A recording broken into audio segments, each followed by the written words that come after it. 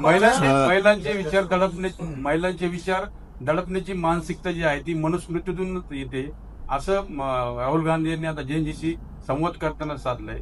खर तर मनुस्मृतीतल्या या सगळ्याशी आणि जैनजीच्या संवादाशी काय साम्य वाटतं तुम्हाला? म्हणजे जैनजीपर्यंत काय पोहोचलं?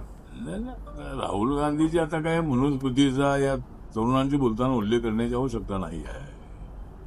या काय त्या रूढी परंपरा आहे त्या मनुस्मृतीमध्ये आहे. त्याला काय सगळ्यांची म्हणजे हिंदू धर्मातल्या लोकांची त्याला मान्यता त्यांची आहे. त्याला आम्ही बुद्धिस्ट आहोत, आमची काही त्याला मान्यता नाही आहे. पण सर्व धर्म समभाव ही भूमिका संविधानाची आहे. त्यामुळे प्रत्येक धर्माने आपापल्या पद्धतीनं वागावं अशी भूमिका आहे.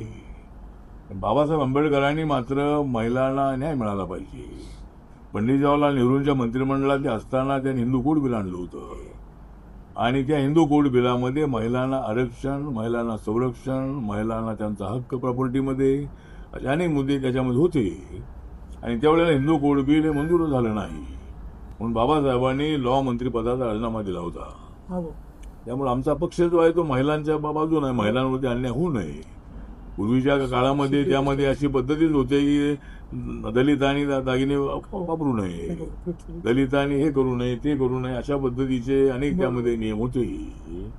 आणि महिलांसाठी सुद्धा असंच होतं की महिलांनी ते शाळेत जाऊ नये, महिलांनी चप्पल घालू नये, अशा पद्धतीचे काय काय अशा पद्धती ज्यामध्ये आहे.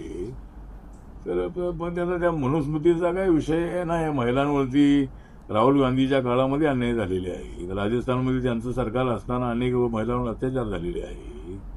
त्यामुळे पक्षीय पातळीवर हा विषय एकमेकावर आरोप करण्यासारखा नाही. समाज व्यवस्था बदलण्याची आवश्यकता आहे. आणि समाजामध्ये ते आकडे सांगत होते की एवढ्या महिलांवर अत्याचार होतात, एवढ्या महिलांवर असं होतंय, ते खरी आहे की महिलांवरती अत्याचार होत आहे.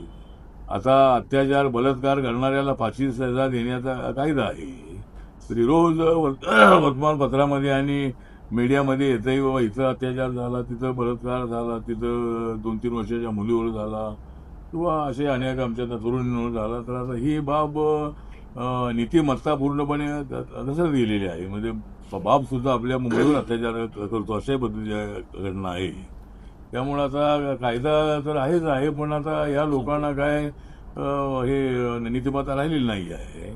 त्यामुळे याच्यावर एक विशेष असा कार्यक्रम तयार करणं अत्यंत आवश्यक आहे. गावागावामध्ये अशा पद्धतीने शिक्षण मिळालं पाहिजे. पण आता लोकांची भावना, त्यांची जी काय अशी परिस्थिती आहे, त्यामुळं राहुल गांधी यांनी राजकारणासाठी त्याचा उपयोग करू नये. सामाजिक विषय म्हणून त्याच्याकडे पाहावं. आणि अत्याचार होतात ही गोष्ट खरी आहे. ते काय मोदी आल्यानंतरच अत्याचार होत आहेत असा आरोप करण्यात तथ्य नाही आहे. आमच्या काळात ते अत्याचार होत आहेत. आम्ही ते थांबवण्यामध्ये आम्हाला काय पूर्णपणे यश आलेलं असं नाही आहे. दलितांवर आता आर्टिकल 17 प्रमाणे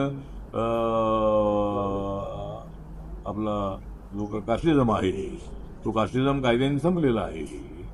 पण शहरामध्ये तो दिसत नाही. पण खेड्यापाड्यामध्ये अजूनही दलित अत्याचार होतात. त्यामुळे हे सगळं थांबवलं पाहिजे असं आपलं म्हणणं आहे.